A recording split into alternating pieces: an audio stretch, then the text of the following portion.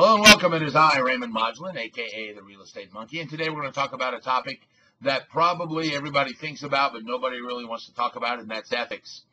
Ethics in the real estate world is very subjective anymore. It seems like there are more and more people trying to get done deals, and they're trying to do things that may be border on the line of ethical and fair to get things done, and I don't believe that that's really the way that should be done.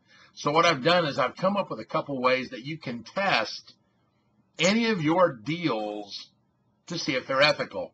Now, I understand the concept of ethics, and my ethics are different than your ethics out there. And that's true. But when we take ethics and we put them into a code like the National Association of Realtors has done, those no longer become ethics, they become rules and regulations. And that's fine. I can live with that.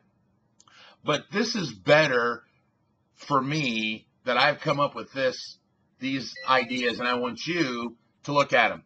The first one is called the publicity test. All right. Anytime you do a deal or make a statement or an action, I want you to think of this.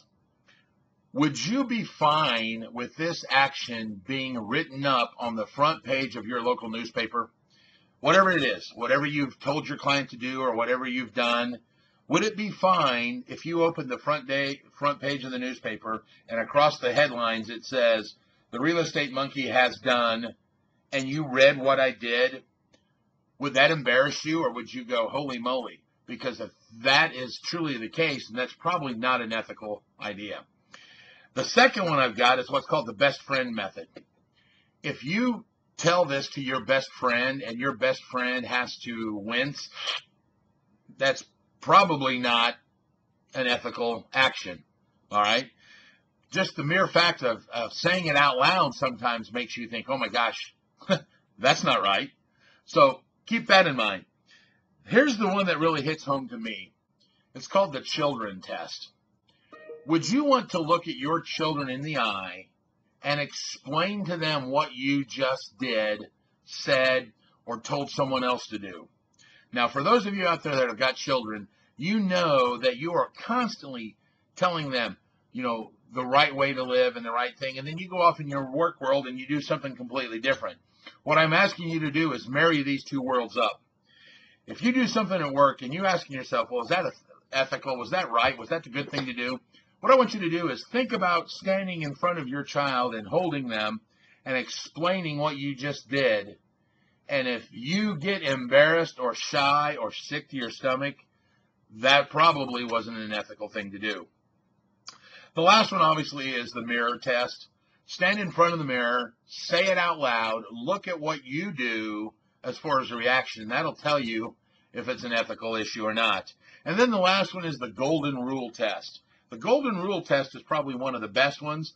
This is, would you want someone to have done this to you? If you can think about one of your friends in the same business, now I'm in the real estate business, so I've got a lot of friends that are realtors. If I would look at them and ask, why did you just say that to me? Then probably I would want to be saying it to someone else. All right? So what we've come up with is 4 or 5 tests. You got the publicity test, the best friend method, the children method, you've got the mirror test, and then the golden rule test. There's 5 ways, and all 5 of those, if you can actually do 1 or 2 of them and feel comfortable about what you said or did, then it's probably a good statement, or it's probably an ethical action. If you do 1 or 2 of these and you wince on all of them, or even one of them, you might want to rethink what you just did or what you're about to do, because it's probably not the best thing for you. All right? So that's ethics in a nutshell. I'd like to thank you for stopping by. I invite you back tomorrow. I am the Real Estate Monkey. I've been educating the world one investor at a time. And you're next.